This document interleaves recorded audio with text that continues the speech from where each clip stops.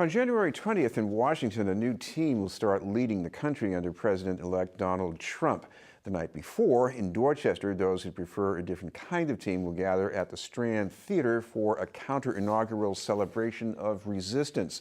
To tell us about Together We Rise are two of the local organizers, Mindy, author and co-producer of the Jamaica Plain Porch Fest, and a Boston-based comic, writer, and radio host, Wes Hazard. Thank you both very much for being with us. Yeah, thanks. Pleasure to be here.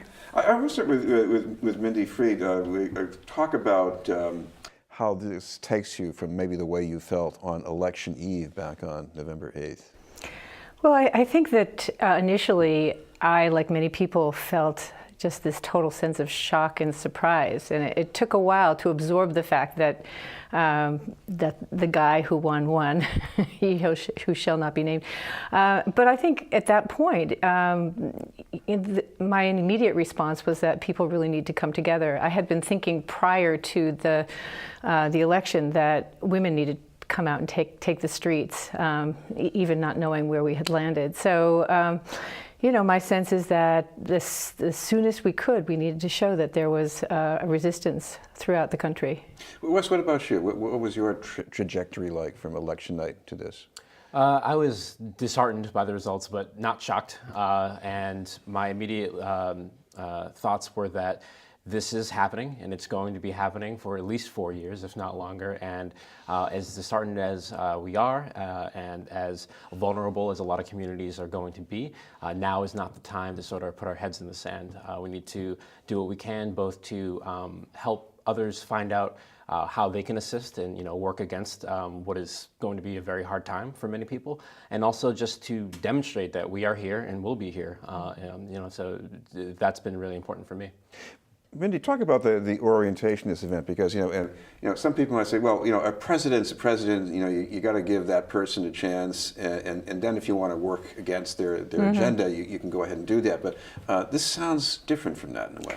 Well, I think that from the get-go, the language of the president-elect has been inflammatory, misogynist, homophobic, xenophobic. What we saw from the get-go is the kind of cabinet appointments he's put in have only reinforced the most conservative right-wing perspectives that are out there. And so, I think that the perspective that I've had is very much connected to kind of what we've been doing with Jamaica Plain Porch Fest. We really feel that now is the time to build community, to come together across the divides of race and class and culture, and at this point, immigrant status, to really stand together. And what better way to do that than through the arts? And so what really drew me to this particular event was that it's a way to pull people together in both a celebratory way to feel a sense of our togetherness across communities, as well as a way to let each other know that we're going to have each other's backs. And as we talk about the event itself, you'll see that there are many ways that people will find that they can get involved either locally, at the state level, or at the national level. Wes, you're rounding up some comics. Yeah. Why is that so important? Because I think people think of a certain thing when they hear the word protest or resistance, and it's all very stern and, if not, sorrowful. And while there is certainly cause to feel those feelings, given what we're faced with, that's not something that's going to be productive for you to sort of be wrapped in for 4 to 8 years. So for me, with comics, how it works is these are comics who have a political opinion, who think about these issues quite a bit, that affect them personally, who are able to discuss them in a way that is funny and thoughtful. And that is a way to reach people, I think, who might be dead set against your perspective. If you can allow, or make people laugh, they sort of tend to listen to you at least a little bit longer. So it was important to make this not a sad event, not an angry one, but an affirmative one. And I think that comedy is well positioned to do that. Mindy, the plans for this event, it's not just going to be people sitting in a chair and keeping still while other people talk. This is going to be more dynamic, right?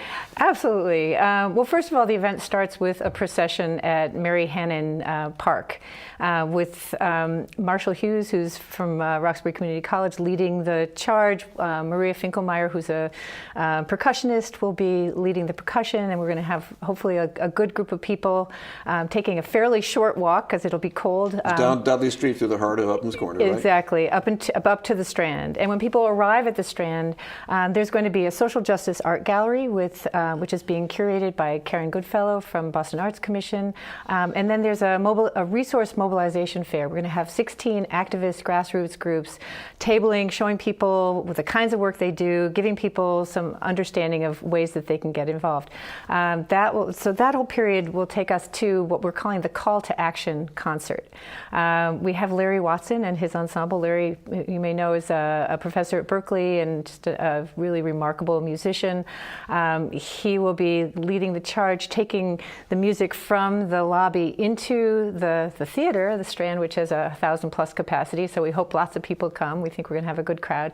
And then the event itself it moves back and forth between music, spoken word with a number of youth groups. We have Reggie Gibson doing spoken word. We have testimonials from 5 different groups, including Didi Delgado, Black Lives Matter, Betsaida Gutierrez, who will talk about housing activism, Cristina Dones, who will talk about the impact on the LGBTQ community, and then somebody from Ari Belathar, who's a Mexican poet and playwright in exile, and then somebody from the Jewish-Muslim relations group, and we're kind of working on confirming those folks. So it's going to be a very dynamic event with music that comes from the audience and from the stage, and all kinds of interesting things happening. Of course, there might be some people out there saying that they're with you maybe politically, but they don't see themselves as an activist. Why is it so important to be out there with people, connecting face to face and getting motivated, I guess? It's important because there's a lot of work to do, and I feel that no matter where you are on the spectrum, I know for a fact that there are many people who will share, what's important to you, and will share a commitment to wanting to do, to work towards that end. The thing that is a little bit more difficult is for the average person to sort of find out where they can go. I think that people who are committed to this cause have a lot of energy, a lot of desire, and they might not yet have the outlet, where they can direct that time and that energy and that care towards working to the goals that we're working toward. So I think that this particular event is going to be particularly well suited to sort of give people options and show them that this is a group that does exactly the kind of work that you are interested in doing. Here's how you can help them. Here's at least a contact, if you're interested in donating or, giving actual time.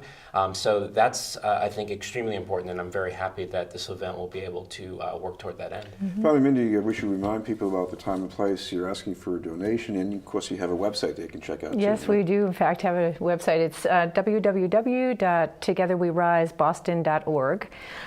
We hate to ask for money, but we have to, because we have basic costs to cover, and that's just the cost of venue, the cost of insurance, backline equipment for the musicians, and so on. So we encourage people to give as much as they can, or small donations are very welcome. So that'd be great. Well, thank you both very much. Yeah, pleasure to be here. Mindy Freed and Wes Hazard. In a moment, we'll hear about another response to the age of Trump from local church leaders.